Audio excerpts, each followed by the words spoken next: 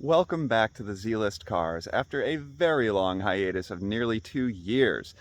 If you've watched me in the past, you guys probably know that I did a video on a 2017 BMW X5 xDrive 50i.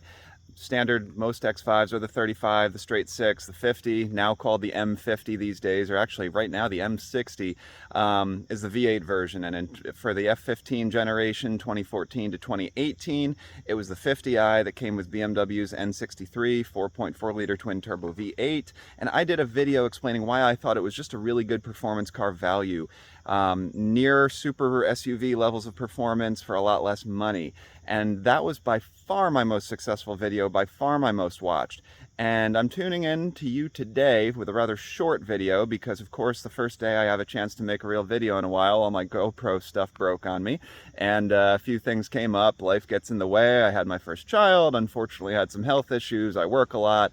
But I'm back and I'll be making more videos. So today's video is about the fact that I bought one for myself.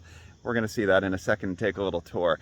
But I'm just saying hello, the channel will continue, and let's get into a quick tour of my X5. I'm going to tell you guys all about it and a little bit about why I got it instead of the GX that I had, and a driving video and more in-depth stuff will be soon to come, and I have some interesting plans. So let's get started.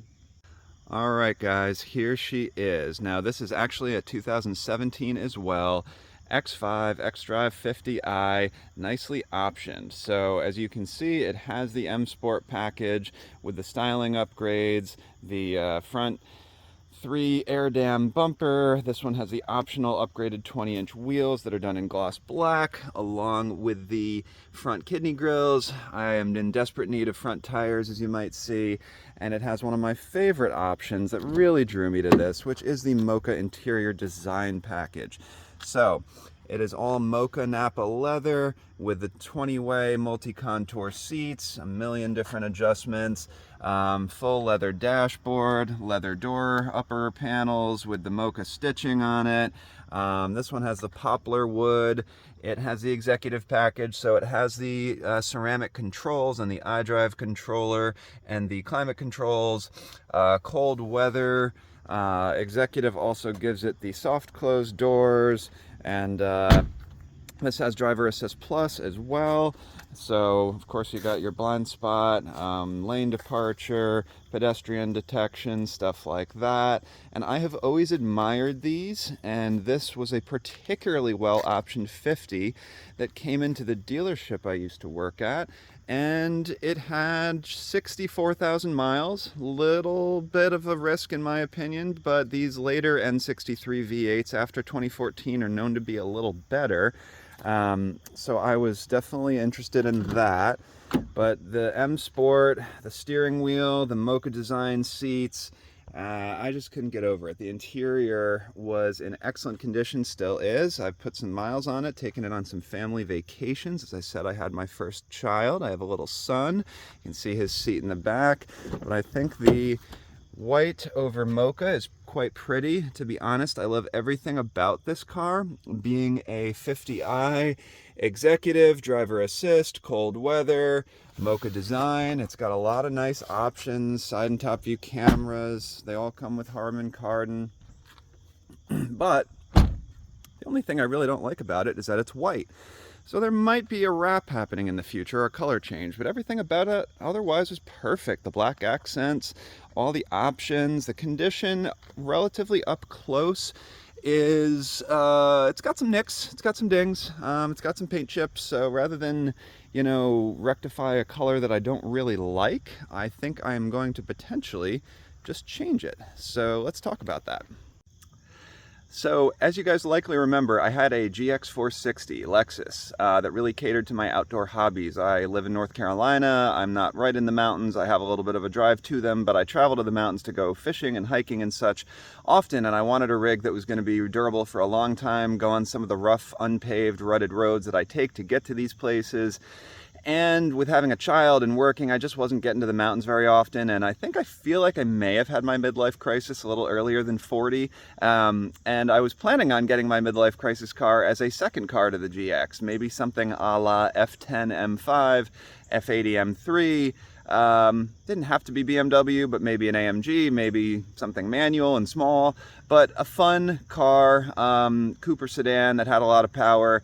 Everything I wanted was just a little too expensive, and then this came in, and this was kind of the do-it-all. All-wheel drive, ground clearance, twin-turbo V8, something I know and I absolutely love, and I just feel like, you know, this was really me. And when I did that video on these way back when, on that particular black one, that video that did so well, I was driving it and I just said, you know, this is really me. I've had BMWs, I've had a supercharged manual E39 540i, I've had an M235, I've never had a real M car, but I've had pretty close, I guess you could say, but I've had some somewhat special non-M cars. And this has, you know, 445 horsepower, 480 pound-feet of torque stock, and I definitely think a tune is happening. That's going to be an easy power upgrade. Not that it's needed. The power is tremendous, but the driving experience, it drives like a powerful sports sedan, but it's got room for the family. It's got the ground clearance I need. It's got all-wheel drive. You know, I can throw my kayak on it, mountain bike on it. I was actually close to, which is interesting, I was actually close when this came in on trade to buying an X5M a couple months earlier. It was a 2017 as well. It was Donington gray over black. Now, you know, in the X5M, of course, you get more power and 21-inch wheels and, you know, everything, even the very lower door panels is in leather. And one of the things I'm jealous of is the seats. Although the Mocha design package in this one's very cool, the seats in an X5M are dope. Okay, so I passed on that though. It had 77,000 miles, black interior. I just didn't love it. And I decided to go with this one. So another thing that'll be interesting to see how it works out, that I'll be curious about your guys' comments on, is the fact that for the first time in my life, I bought a warranty on this. I bought a 4-year, 45,000 mile warranty. Now this is a 17. It had 64,000 miles on it when I got it, which was 9-10 months ago. Yeah, that's how long it's been. And I'm going to have it till about nearly 100,000 miles or the next 3.5 years in terms of warranty. So it'll be interesting. If something goes wrong during that time, major, turbos, whatever, I mean, it should be covered. It's not maintenance. So I'll keep you guys up to date on that. Potential color change, I would think British Racing green over Mocha. Obviously the interior's not changing. Let me know your thoughts on that. Sorry for the short video. Again, I had some failure with GoPro equipment and some things come up, but I wanted to create a little short for you guys, say hello, say I'm still here, and I will be making content with this car and others as we move forward. So please let me know your thoughts. I'm thinking maybe a JB4 Dynon, or one of my buddies is into tuning. He works at a shop, a Carbon tune. Any of these should get me closer to 500 crank horsepower, which I feel like the HP might be a little underrated in this heavy thing as it is for how quick it feels. But anyways, this is it. This is the 50i that I bought. I hope you guys like it, and I will be back for another video soon. So thank you so much for tuning in. Talk to you soon.